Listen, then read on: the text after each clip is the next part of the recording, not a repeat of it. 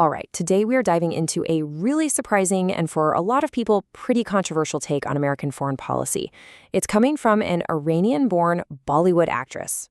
Yeah, you heard that right. Let's get into it. Okay, so there it is. President Trump and Israel are saving the whole world from an actual World War III. I mean, wow, that is a huge claim, right? It's the kind of statement that just stops you in your tracks because it goes against so much of what we usually hear. So the big question is, who is saying this and what's their reasoning? Well, the person behind that quote is Elnaaz Norouzi. And as we're about to see, her own personal journey, all the way from Iran to international stardom, is really the key to understanding where this unique political stance comes from. So, first things first, let's really unpack her core argument. Why does she believe this action is actually preventing a bigger war instead of, starting one? So, here's how Norouzi sees it. For her, it's a simple case of words versus action. She argues that for years, previous presidents would say things like, "We're going to attack Iran," but nothing would happen. It was just talk. In her eyes, what makes President Trump different is that he's the one who actually takes action. He's the one, she says, who can and will follow through. And get this number. 47 years. That's how long she says Iranians have been hearing these kinds of threats. For almost half a century, it was just background noise, just rhetoric. For Norouzi, the big difference now is that somebody is finally doing something, not just talking about it. And this really gets to the heart of it for her. She doesn't see this as an act of aggression. She sees it as someone finally keeping their word to stand up to the Iranian regime. So it's not a political statement as much as it is a personal message of thanks, all based on her belief that he genuinely gets how, in her words, crazy the regime is. Okay, now let's shift gears to her next major point. And this one is a really sharp critique of how some commentators in the West talk about life in Iran versus life in America. Norouzi is directly responding to comments from public figures like Whoopi Goldberg and Reid.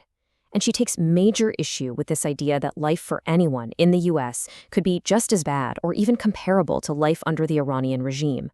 For her, that comparison is just deeply, deeply offensive. And that's her word for it, a slap in the face. See, for her, this isn't some abstract political debate. It feels like a personal insult to every single person actually living under that dictatorship, facing the realities of it day in and day out.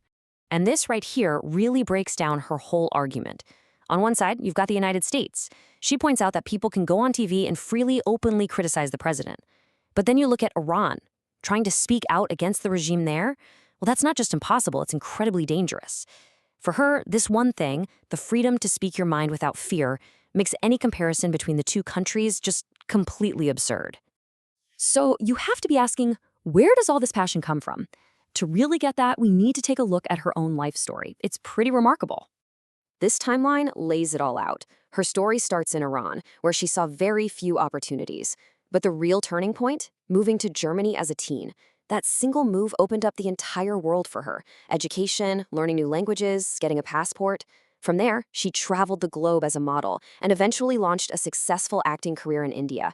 It's a life path she is convinced was totally impossible for her back in her home country. And this really is her definition of opportunity. It's not just about money or a job. It's about something much more fundamental, the freedom to choose. The simple ability to decide who you want to be and what you want to do with your life. And for her, that is something you can only find in a free country. And this quote just says it all, doesn't it? She is absolutely certain that her entire career, her public platform, everything, it only exists because she was able to leave Iran. Her lived experience isn't just part of her worldview, it's the very foundation of it. So with all that as a backdrop, what does she actually hope happens next? Let's take a look at her vision for the future of Iran and really the whole region. Now, a lot of people worry about getting into another long, drawn-out, forever war. But Norouzi sees it differently. She expresses a lot of confidence that the strategy is actually very calculated, designed to be swift and targeted. She believes there's a real plan here. And this is what she sees as the ultimate goal. For her, a change in Iran isn't just about Iran.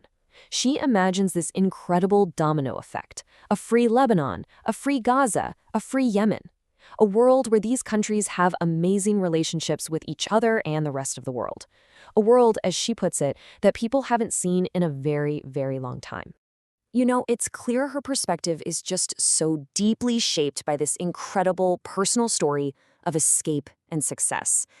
And that really leaves us with a big question to chew on, doesn't it? No matter what you think of the politics here, just think about this.